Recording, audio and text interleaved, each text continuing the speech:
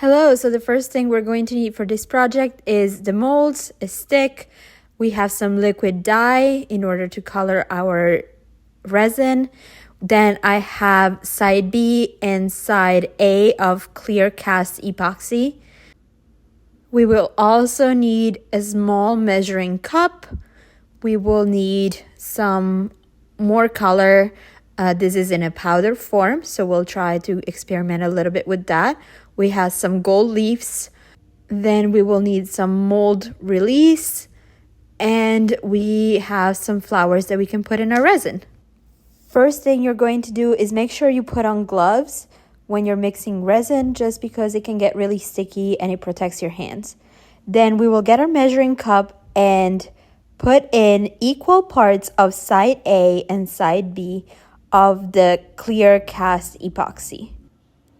You will then grab your stick and mix the two parts really well together. Once you're done, you will grab your liquid dye and you will start by adding just one little drop to your resin. You will then mix it in really well again, and if you like the color, you will be ready to pour.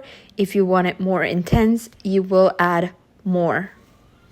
Once you're ready, you will grab your mold release, you will open it up, and you will start spraying it on your molds. Make sure you cover them all pretty well, and then you will start to pour some of your resin in your mold.